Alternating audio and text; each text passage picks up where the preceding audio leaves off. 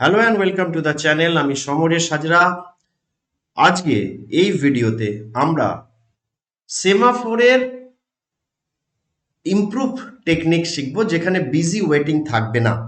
তো লাস্ট ভিডিওতে আমরা সেমাফোর সম্বন্ধে আলোচনা করেছি এবং সেখানে লাস্টে একটা জিনিস আমরা আলোচনাও করেছিলাম যে যখন একটা প্রসেস ক্রিটিক্যাল সেকশনে আছে তখন অন্য বাকি প্রসেসগুলো কিন্তু ওয়েট করছে এবং ওয়েটিংটা হচ্ছে একটা ওয়াইল লুপে, যার ফলে একটা significant amount of CPU time কিন্তু ওয়েস্ট হচ্ছে। তো আমাদের ধরা যাক যে কিছু প্রসেস আছে যারা তাদের ক্রিটিক্যাল সেকশনে ঢুকতে চাইছে এবং একটি প্রসেস তাদের মধ্যে ক্রিটিক্যাল সেকশনে আছে। তো সেখানে সেই ক্রিটিক্যাল সেকশনে যে প্রসেসটি আছে তার যদি সময় বেশি লাগে ইন দ্য ক্রিটিক্যাল সেকশন আমার লং ক্রিটিক্যাল সেকশন, তাহলে কি হবে? তখন আমার কিন্তু বাকি প্রসেসগুলো ওয়েট করতেই থাকবে, তাই না? তো সেই সম্বন্ধে এখানে আলোচনা করব এবং সিমাফোরটা কিভাবে আরেকটু মডিফিকেশন হবে সিমাফোরের ডেফিনেশনে, সেগুলো সম্বন্ধে আমরা আলোচনা করব এবং লাস্টে ডেডলক হতে পারে সিমাফোর ইউজ করলে সেই সম্বন্ধে আলোচনা করব। সুতরাং মন দিয়ে তোমরা ভিডিওটা দেখবে। তো প্রথমেই আসি, নোট দ্যাট স্পিনলক সম্বন্ধে আমরা আসছি। Note that the application may spend lots of time in the critical section and therefore it is not a good solution. যেটা আমরা আলোচনা করলাম যে আমার ক্রিটিক্যাল সেকশনে কোনো অ্যাপ্লিকেশন যদি অনেকক্ষণ টাইম স্পেন্ড করে তাহলে মুশকিল আছে। Software solution and semaphore definition gives here involves busy waiting. আমরা যে সফটওয়্যার সলিউশন দেখেছি বা যে সেমাফোর দেখলাম সেখানে প্রত্যেকটাতেই কিন্তু ওয়াইল লুপে বিজি ওয়েটিং হচ্ছে, ওয়াইল লুপ ইউজ হচ্ছে, তাই তো? This type of semaphore which involves busy waiting calls spinlock. So spinlock is nothing but semaphore. কোন সেমাফোর গুলোকে স্পিনলক বলবো? যেগুলোতে হোয়াইল লুপ ইউজ হচ্ছে, যেখানে প্রসেসরা ওয়েট করছে, তাদেরকে সেই সমস্ত সেমাফোরকে আমরা বলবো spinlock. Spinlock avoids context switch and hence useful in case of short critical section. যেগুলোতে ক্রিটিক্যাল সেকশনে সময় কম লাগবে সেখানে স্পিনলক করলে কোনো অসুবিধা নেই, বাট যেখানে অনেকক্ষণ টাইম ক্রিটিক্যাল সেকশনে স্পেন্ড করতে হবে সেই সমস্ত জায়গায় কিন্তু আমার অসুবিধা হতে পারে। চলো, তো এবারে আমরা আসি যে এমন একটা সেমাফোর ইমপ্লিমেন্টেশন করব যেখানে নো বিজি ওয়েটিং, কোনো বিজি ওয়েটিং থাকবে না। তো তার জন্য কি কি করতে হবে? প্রথম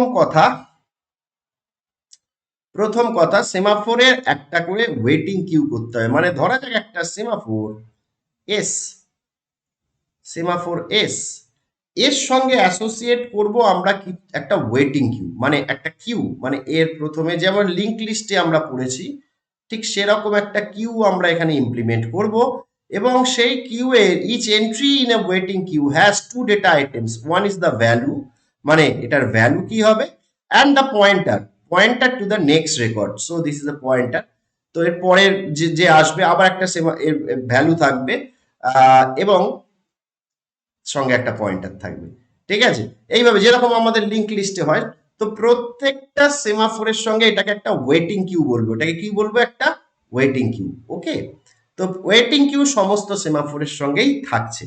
আর দুটো অপারেশন এক্সট্রা অ্যাড হবে, একটা হচ্ছে ব্লক অ্যান্ড ওয়েক আপ। ব্লকটা কি?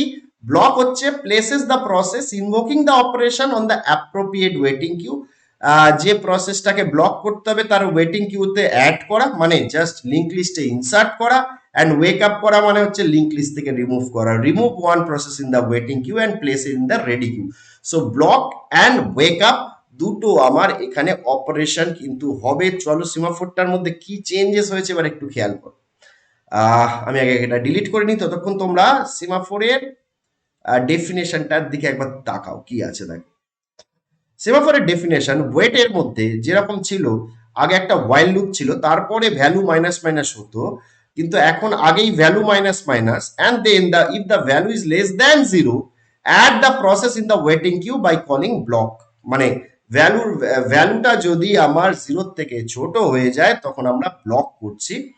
আর সিগন্যালটা হচ্ছে প্রথমেই যেমন ভ্যালু প্লাস প্লাস ছিল সেরকমই আছে, বাট তারপর একটা ইফ রাখা হয়েছে। দেখো ওয়েটে আমার হোয়াইল লুপ নেই, ইনস্টেড অফ হোয়াইল লুপ আমরা ইফ ইউজ করেছি এবং ইফের মধ্যে আমরা ব্লক করছি কোনো প্রসেসকে। অ্যান্ড সিগনালে ভ্যালু প্লাস প্লাস যেমন ছিল সেরকমই আছে, বাট তার সঙ্গে আবার লেখা আছে যে if the value less than equal to zero then wake up. এবার ব্যাপারটা তোমাদের হয়তো অতটা বোঝা গেল না, আমি একটা ছোট্ট এক্সাম্পল দিয়ে বুঝি। ধরা যাক এস এর ইনিশিয়াল ভ্যালু 2 বা 1, আমি যাই ধরি 2 ধরলাম, ওকে, ইনিশিয়াল ভ্যালু আমি ধরলাম 2। এবার ধরা যাক একটা প্রসেস পি ওয়ান তার ক্রিটিক্যাল সেকশনে ঢুকতে চাইছে, ক্রিটিক্যাল সেকশনে এক্সিকিউট করতে চাইছে। তো কি করবে? প্রথমেই তাহলে ওয়েটকে কল করবে। তো ওয়েটকে কল করলে কি হবে? ভ্যালু মাইনাস মাইনাস মানে আমার এটার ভ্যালু হয়ে গেল 1। তো একটা প্রসেস চলে গেল। অ্যান্ড ভ্যালু কি less than or equal to zero? No, value is not less than equal to zero. তার মানে আমার এই ব্লকটা কল হচ্ছে না, মানে P1 is not blocked, P1 is in it's critical section. তো P1 তার ক্রিটিক্যাল সেকশনের মধ্যে চলে গেল। এবার আর একটা প্রসেস সে P2 ক্রিটিক্যাল সেকশনে ঢুকতে চাইছে, আসতে চাইছে। তো কি করবে? প্রথমে ওয়েটকে কল করবে। সো ওয়েটকে কল করলে কি করবে? Value minus minus, so value হয়ে গেল zero. And then value less than 0, no, value is not less than 0, so p2 is not also blocked, p2 ও ব্লক হচ্ছে না, এটা ফলস হচ্ছে, সুতরাং p2 ও তার ক্রিটিক্যাল সেকশনে চলে গেল। ঠিক আছে, তাহলে দুটো প্রসেস তার ক্রিটিক্যাল সেকশনে আছে, মাইন্ডেড, তারা কিন্তু ক্রিটিক্যাল সেকশনে এখনো আছে। এবার আরো একটা প্রসেস ধরলাম এবার p3, তাহলে তার ক্রিটিক্যাল সেকশনে ঢুকতে চাইছে। তো কি করবে? না ওয়েটকে কল করবে। So wait is value is minus minus, তার মানে ভ্যালু হয়ে গেল -1, তাই তো, 0 -1 -1, এখন ভ্যালু হলো -1।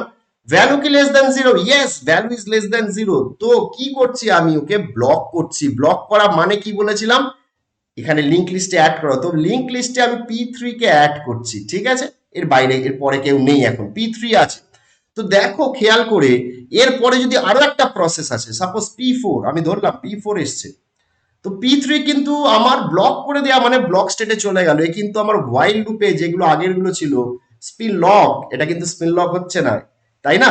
এবার P4 এলো, P4 এলে ওয়েটকে কল করবে, সেও তার ক্রিটিক্যাল সেকশন চাইছে। তো ভ্যালু মাইনাস মাইনাস, ও ভ্যালু কত হলো এখানে? -2 হয়ে গেল।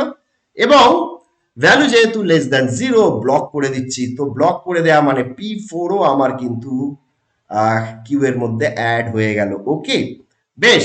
এবারে দেখো, তো এই মুহূর্তে দুটো প্রসেস ক্রিটিক্যাল সেকশনে আছে, কারণ আমরা এটা ভ্যালু সেট করেছিলাম 2 এবং কাউন্টিং সেমাফোর 2 সেট করেছিলাম বলে দুটো process P1 and P2 they are in their critical section and P3 and P4 are waiting but in not in the same fashion। যেখানে আমাদের বিজি ওয়েটিং ছিল, স্পিন লক হচ্ছিল, এখানে কিন্তু ওরা ব্লক স্টেটে চলে গেছে। ওকে, বাট দে আর ওয়েটিং। ওকে, এবারে ধরা যাক P1 এর কাজ শেষ, ক্রিটিক্যাল সেকশনের কাজ শেষ, তাহলে কি কল করবে? সিগন্যালকে কল করবে। তো সিগন্যালকে যেই কল করবে ভ্যালু হবে প্লাস প্লাস, তাহলে ভ্যালু কত হলো? ভ্যালু হয়ে গেল -2 থেকে হয়ে গেল আমার কত? -1, তাই তো। এবার ভ্যালু কি less than 0, less than or equal to 0? Yes, value is less than or equal to 0। তার মানে কি বোঝাচ্ছে? Value less than equal to 0 মানে বোঝাচ্ছে কিছু প্রসেস আছে যারা এই মুহূর্তে ওয়েট করছে ফর দেয়ার ক্রিটিক্যাল সেকশন, তাই তো। তো আমার একটা ক্রিটিক্যাল সেকশন থেকে বেরিয়ে গেল, P1 আর ক্রিটিক্যাল সেকশনের মধ্যে নেই, ভ্যালু ইজ লেস দ্যান 0, -1 আছে। তো wake up, remove a process P from the waiting queue and wake up P। তার মানে কাকে আমি ওয়েক আপ করাচ্ছি?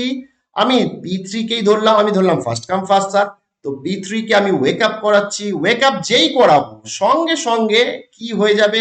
P3 র এই ওয়েটটা পুরো কমপ্লিট হলো, এই ব্লকটা যে কল হয়েছিল ব্লক হয়ে ওখানে চলে গেছিল, ব্লকটা কমপ্লিট হলো, তার মানে ওয়েটটা কমপ্লিট হয়ে গেল। ওয়েট কমপ্লিট হয়ে যাওয়া মানে P3 কোথায় যাবে? ওয়েট কমপ্লিট হলেই তার ক্রিটিক্যাল সেকশনে যাবে, তাই তো। তার মানে P3 চলে এলো তার ক্রিটিক্যাল সেকশনে। এখন তাহলে কটা প্রসেস ক্রিটিক্যাল সেকশনে আছে? দুটো। কোন কোন প্রসেস? P2 এবং P3। ওকে, এবার আমি ধরলাম P2 তার ক্রিটিক্যাল সেকশন কমপ্লিট করে ফেলেছে। তাহলে P2 কমপ্লিট করলে কাকে কল করবে? সিগন্যাল কল হবে। তো সিগন্যালে এলো, সিগন্যালে এসে ভ্যালু প্লাস প্লাস, তো ভ্যালু প্লাস প্লাস করলে ভ্যালুর কত হলো? 0 হয়ে গেল, ভ্যালুর ভ্যালু হয়ে গেল 0, তাই তো। তো ভ্যালু যদি জিরো হয়, ভ্যালু কি less than or equal two, দেখো এবার খেয়াল করে ইকুয়াল টুর ব্যাপারটা, ইকুয়াল টু জিরো হয়েছে, তার মানে কি করতে হবে, remove a process P from the waiting queue and wake up. তাহলে ওয়েক আপ কে হবে, P4 হবে। তো P4 যেই ওয়েক আপ হয়ে গেল, সঙ্গে সঙ্গে তার ওয়েটের কোডটা কমপ্লিট হলো এবং সে তার ক্রিটিক্যাল সেকশনে চলে এলো। তো এখন দুটো প্রসেস ক্রিটিক্যাল সেকশনে আছে, P3 এন্ড P4।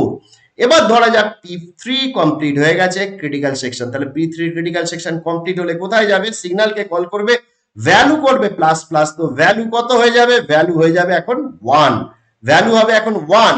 তাহলে 1 যেই হলো, ভ্যালু কি less than or equal to 0, no. তার মানেই বোঝাচ্ছে, ভ্যালুটা দিয়ে বোঝাচ্ছে এখানে যে কোনো প্রসেস ব্লকড অবস্থায় আছে কিনা, তাই না। তো আমার এটা ফলস, তো ফলস মানে কাউকে ওয়েক আপ করতে হবে না।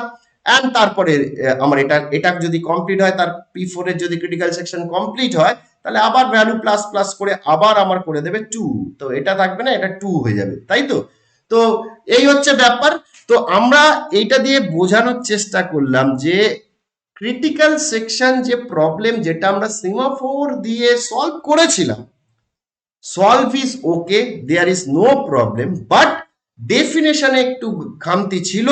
কি খামতি ছিল না, ওখানে স্পিন লক ছিল, বিজি ওয়েটিং হচ্ছিল, তো আমরা বিজি ওয়েটিং রাখলাম না, আমরা প্রসেসগুলোকে ব্লক করতে থাকলাম, যার ফলে ইউজফুল যে সিপিইউ টাইম সেটা কিন্তু আমাদের বেঁচে যাচ্ছে, তাই না। আমাদের যদি কোনো প্রসেস ব্লকড অবস্থায় থাকে, তাহলে কনটেক্সট সুইচিং এ সে পার্ট নেয় না, কনটেক্সট সুইচিং এ সে আসে না, সেটা তো ব্লকড হয়ে আছে। যারা রানিং স্টেটে আছে, রানেবল স্টেটে আছে, যারা ওয়েটিং মানে রেডি কিউ এর মধ্যে আছে, তারাই পার্টিসিপেট করে ফর দ্য কনটেক্সট সুইচিং হলে, তাই না। তো ব্লকড অবস্থায় যারা আছে তারা আর পার্টিসিপেট করবে না, সুতরাং আমার কম্পিটিশন কমে গেল। কম্পিটিশন কমে যাওয়া মানে যে প্রসেসগুলোর ক্রিটিক্যাল সেকশন দরকার নেই তারা সুযোগটা পাচ্ছে, যারা ব্লকড হয়ে থাকছে তারা কিন্তু ঘুমিয়ে থাকছে। তো আমার সিস্টেমের উপর লোড কমছে, চাপ কমছে, প্রসেসরের চাপ কমছে, এবং ওই সময় যে টাইমে হোয়াইল লুপে ঘোরাতো সেই টাইমে অন্য প্রসেসগুলোকে এক্সিকিউট করতে পারছে এবং সিস্টেম আমার কিন্তু ফাস্ট চলবে। নিশ্চয়ই বোঝাতে পারলাম ব্যাপারটা।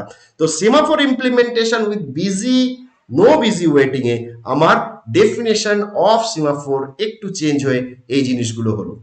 ওকে, এবারে আরো একটা প্রবলেম, আরো একটা জিনিস আমরা শিখবো, সেটা হচ্ছে সেমাফোরে অনেক সময় ডেডলক হতে পারে।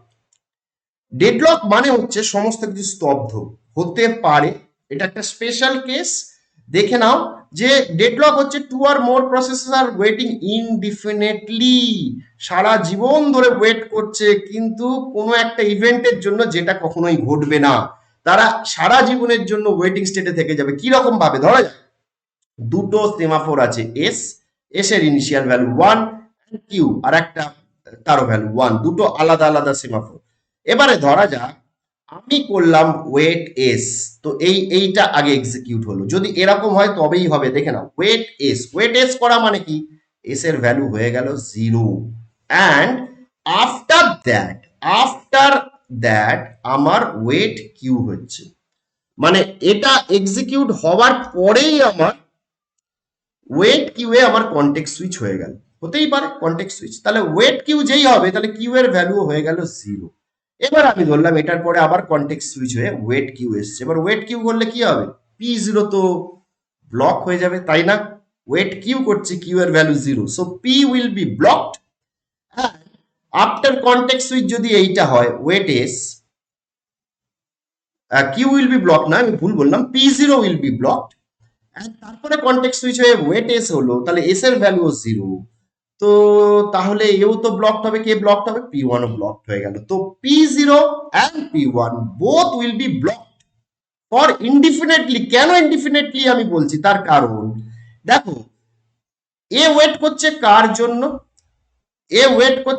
জন্য, এটা ওয়েট করছে আমার কিউ এর জন্য। সেই কিউটার সিগন্যালটা কোথায় হবে, কিউ এর সিগন্যালটা হবে এইখানে, কিন্তু এটা তো এক্সিকিউটই হতে পারবে না, বা এই সিগন্যাল এটাও তো এক্সিকিউট হতে পারবে না, তাই না।